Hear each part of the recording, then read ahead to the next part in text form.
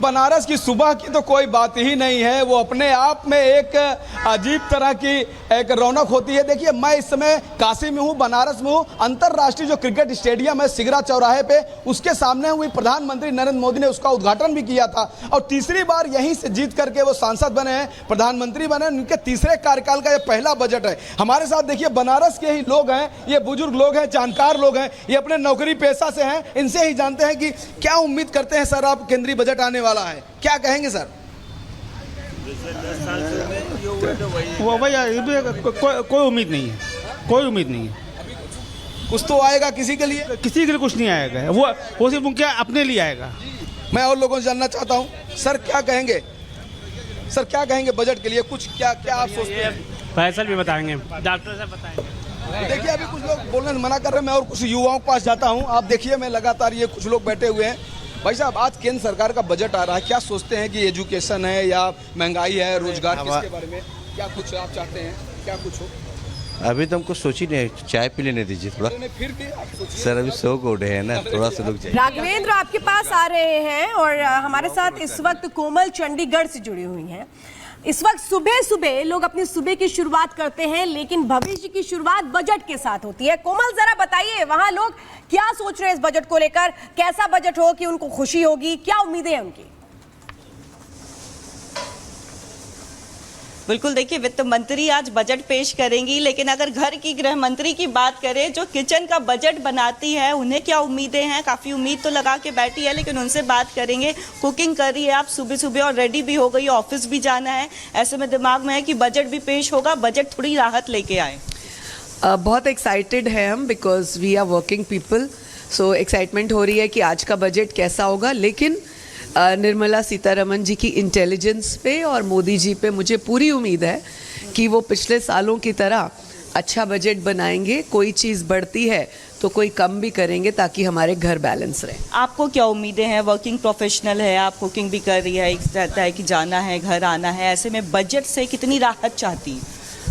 Budget ऐसा हो कि जैसे मैं वर्किंग हूँ तो ऐसा होना चाहिए कि मैं घर आऊँ, काम करूँ।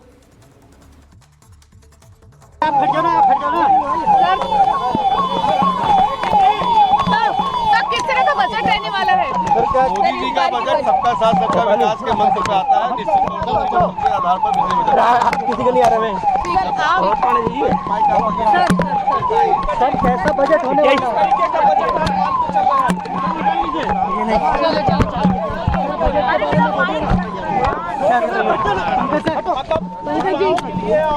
कोई बात नहीं, हम हट जाएंगे। दूर है मैं ही नहीं आ रहा। सर, क्या आम लोगों की उम्मीदों का बजट है?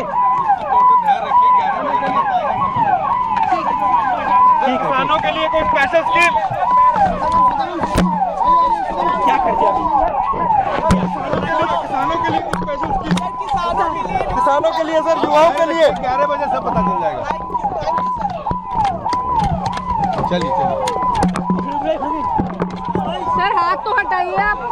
आप देख रहे हैं वित्त राज्य मंत्री पंकज चौधरी से मीडिया सवाल पूछ रही है कि आखिर जो आज बजट आने वाला है उसमें क्या कुछ है। उन्होंने ये कहा कि सबका साथ सबका विकास वाला बजट है। अब वो तकरीबन 11 बजे निर्मला सीतारमण जब संसद में बजट पेश करना शुरू करेंगी तो किसके खाते में क्या लेकर आई हैं ये पता लगना शुरू होगा। स्टूडियो में बहुत सारे मेहमान हमारे साथ हैं, हम लगातार नॉर्थ ब्लॉक पर भी नजर रखे हुए हैं क्योंकि वहां पहुंचेंगी थोड़ी देर बाद वित्त मंत्री निर्मला सीतारमण।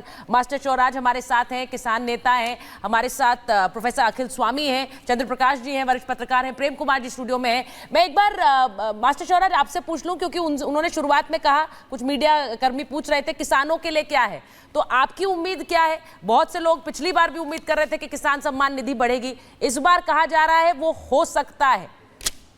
धन्यवाद आपके लिए, लेकिन हम किसान निधि तो चाहते ही नहीं।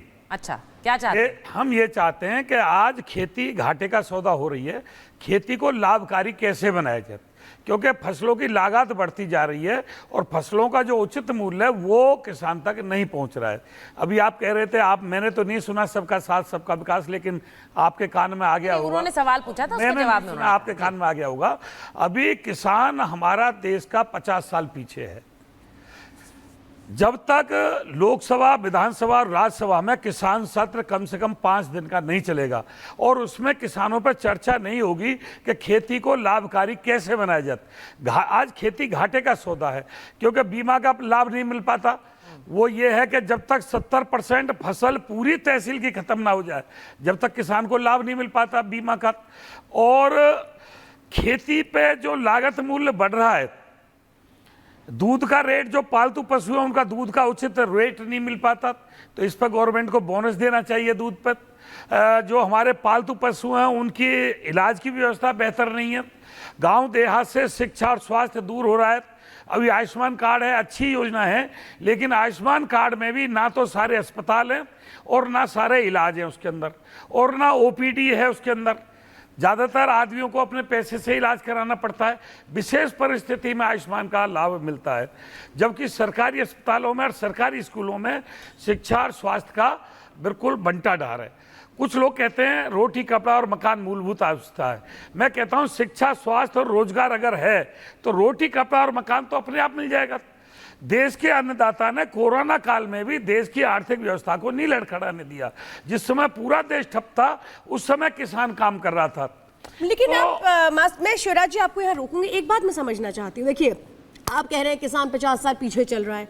मैं एक बात समझना चाहती हूँ। देखिए, पहले आप लोग कहते थे किसान सम्मान निधि के नाम पर आप कुछ दीजिए, वो 6000 देना शुरू कर दिया गया, और सरकार ने जब सरकार बनते ही पहली बैठक हुई तो किसानों की सम्मान निधि को ही रिलीज किया गया। भाई, अब सवाल ये, आपको दिया जाता है तो आप भिखारी बोलने लगते हैं खुद को। मैं जरा चंद्र प्रकाश जी आपसे ये समझना चाहती हूँ, फिर देने का तरीका क्या होगा? आपको डायरेक्ट कैश बेनिफिट मिल रहा है, आपको सब्सिडी मिल रही है, खाद लेने पर सब्सिडी है, कृषि के जो उपकरण है उन पर सब्सिडी है। अगर इस तरह से नहीं दिया जाएगा तो फिर और कौन सा फॉर्मूला होगा देने का? कृषि के उपकरण पे जो सब्सिडी है वो ऑथराइज डीलर से हमें खरीदना पड़ता है, और ऑथराइज डीलर पहले जोड़ी कीमत। शिवराज जी, जरा मैं चंद्र प्रकाश जी से सवाल कर रही हूँ। किसान विकास सम्मान कोष की बात है जो दिया जा रहा है किसानों को, वो बड़े किसानों के लिए नहीं है, वो छोटे किसानों के लिए, सीमांत किसानों के लिए, जो कि बिल्कुल दिया जा रहा है और उनके तक पहुंच रहा है, और वो उनके लिए है। जो बड़े किसान हैं उनके लिए, जिनके पास बड़ा रकबा है, जो बड़ी खेती करते हैं, जो अन्नदाता करके हम लोगों ने पिछले वर्षों में बहुत सुना, वो अन्नदाता जब 3 किसान बिल आए तो राजनीति के चक्कर में फंसा दिया गया। ठीक है, उसमें को अगर कुछ सुधार होने थे तो वो निश्चित रूप से सरकार उसके लिए ओपन थी, लेकिन क्या हुआ, राजनीतिक एक दबाव बनाया, तीनों किसानों बिलों के ये मुझे लगता है उन्होंने खत्म करा दिया। और किसानों को लेकर बहुत चर्चा हुई है, और हम ये देखते भी रहे हैं कि कृषि प्रधान बजट पर प्रधानमंत्री का भी एक फोकस रहा है पिछले कुछ समय से। उस पर उन्होंने समय समय पर बोला भी है। एक बार अजय के पास जा रहे हैं सीधे लखनऊ। अजय, जरा बताइए, आपके साथ बहुत सारे लोग हैं वहां, आप कहां पर हैं, किस तरह की प्रतिक्रिया, अभी बजट आने वाला है, उसे लेकर क्या उम्मीद है? बिल्कुल, देखिए, बजट को लेकर चर्चा है। मोदी सरकार 3.0 में बजट में क्या कुछ आम लोगों को मिलेगा, बात करने के लिए लखनऊ के तमाम लोग हमारे संग मौजूद हैं। आप बताइए, आपकी तो टी शर्ट पे लिखा